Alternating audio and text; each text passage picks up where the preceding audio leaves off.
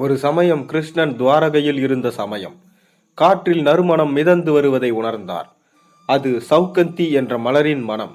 அவ்வகை மலர் குபேரனின் அழகாபுரி நந்தவனத்தில் மட்டுமே இருப்பது அவருக்கு தெரியும். அந்த சூழ்நிலையில் அவருக்கு தன் வாகனமான கருடனின் மீதும் தன் ஆயுதமான சக்கரத்தின் மீதும் கவனம் சென்றது. அவைகள் இரண்டுமே நீண்ட காலமாகவே ஆணவம் கொண்டு ஆர்ப்பாட்டம் செய்து வந்தன. பரமாத்மாவையே ஏற்றி செல்வதால் தானே உயர்ந்தவன் என்று கருடன் நினைத்தது. அதை போலவே சக்கராயுதமும் தான் இல்லை என்றால் பரமாத்மாவை செயல்பட முடியாது, என்னால் தான் பலரும் பரமாத்மாவை கண்டு அஞ்சுகிறார்கள் என்ற கர்வத்துடன் இருந்தது. கிருஷ்ணனுக்கு இவர்களின் தம்பட்டமும் கர்வமும் தெரிந்தே இருந்தது. தக்க சமயத்தில் அவர்களுக்கு பாடம் கற்பிக்க வேண்டி பொறுமையுடன் சகித்து கொண்டிருந்தார். இப்போது அவருக்கு அந்த சமயம் கிட்டிவிட்டது. இதைதான் நேரம் வருவது என்பார்கள். இப்போவெல்லாம் ஆட்டம் போடதாண்டா செய்வ, உனக்கு ஒரு நேரம் வரும் பாரு என சாதாரண மனிதர்களான நாம் பேசிக்கொள்வது போல தெய்வத்தை சுமக்கும் கருடனுக்கும் தெய்வமே சுமக்கும் சக்கராதனுக்கும் கெட்ட நேரம் வந்தது. கிருஷ்ணன் கருடனை அழைத்து, கருடனே, குபேரனின் அழகாபுரி நந்தவனத்தில் சௌகந்திகா மலர் உள்ளது, அதனை இங்கு கொண்டு வா என்று கூறினார். அதை கேட்டதும், இவ்வளவுதானா, ஒரே நடியில் பறித்து வருகிறேன் என்று ஆர்ப்பரித்த கருடன் வேகமாக பறந்து அழகாபுரியில் உள்ள நந்தவனத்திற்கு சென்றது. அங்கு ஏராளமாக மலர்கள் மலர்ந்து மனம் பரப்பி கொண்டிருந்தது. கருடன் மலர்களை ஒவ்வொன்றாக பறித்து கொண்டிருந்தது. அந்த சமயம் அனுமன் அங்கு வந்தான். யாரோ மலர்கள் கொய்வதை கண்டு யார் மலர் பறிப்பது என்ற அதட்டலுடன் கருடன் அருகில் வந்தான். கருடனும் அலட்சியமாக, என்னையே தெரியவில்லையா உனக்கு? நான் என்ன சாதாரண ஆளா?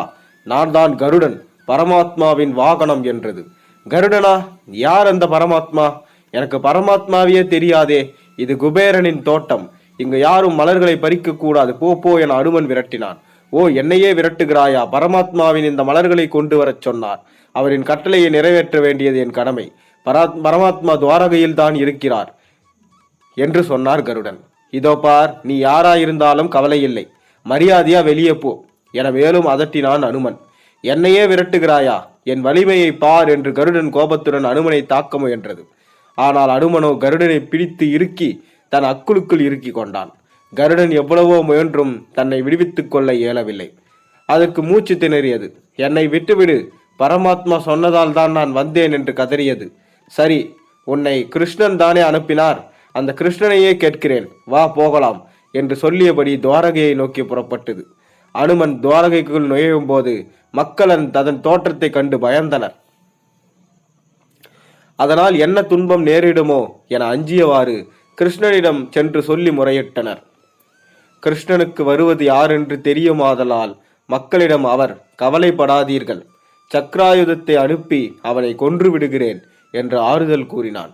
சக்கராயுதத்தை அழைத்து, நீ சென்று நகரில் புகுந்த குரங்கு முகமும் மனித உடலும் கொண்ட ஒருவன் ஊருக்குள் வருகிறான்.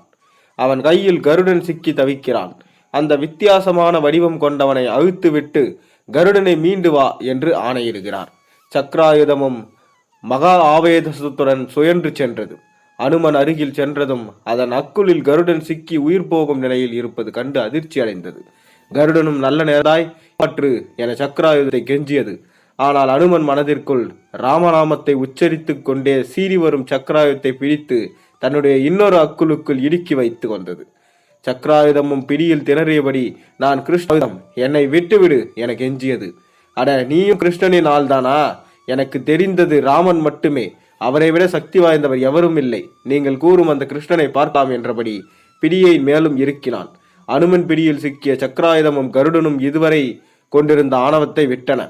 அனுமன் கிருஷ்ணன் முன் சென்றான். அவனுக்கு கிருஷ்ணன் யார் என்று தெரியவில்லை. நீ யார் என்றான்.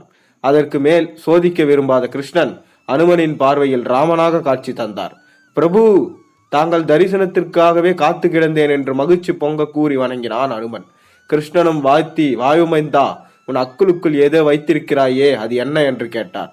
பிரபு, தங்களுக்கு சௌகந்திகா மலர் வேண்டுமானால் என்னிடம் சொல்லியிருக்கலாமே. உங்கள் வாகனம் கருடனாம், தோட்டத்தில் புகுந்து நாசம் செய்து கொண்டிருந்தது, அதனால் அதனை பிடித்து வைத்துக் கொண்டேன். தங்களை கண்டு முறையிட வந்து கொண்டிருக்கும் போது என்னை வழிமறித்து வம்பு செய்தது இந்த சின்ன சக்கரம், அதனால் அதையும் பிடித்து அக்குளுக்குள் வைத்தேன் என கூறினான். ஆஞ்சநேயா, பாவம், அவர்களை விட்டுவிடு என கிருஷ்ணன் கூற அனுமன் அவர்களை அக்குளுக்குள் இருந்து விடுவித்தான். கருடனும் சக்கரனும் தலைகுனிந்தபடியே, மாதவா, எங்களை மன்னித்தருள்வாயாக, எங்கள் ஆவணம் அழிந்து இப்போது போனது என வேண்டினர். கிருஷ்ணரும் புன்னகைத்து சிரித்தார். இந்த கதையிலிருந்து நாம் தெரிந்து கொண்டது என்னவென்றால், ஆணவம் கொண்டால் கண்டிப்பாக அந்த ஆணவம் ஒரு நாள் அழிந்துவிடும். அதனால் ஆணவத்தை விட்டு ஒழியுங்கள். அனைவரோடும் அன்பை பாராட்டுங்கள். அன்புடன் இருங்கள். அடுத்த கதையில் மீண்டும் உங்களை சந்திக்கிறேன். நன்றி, வணக்கம்.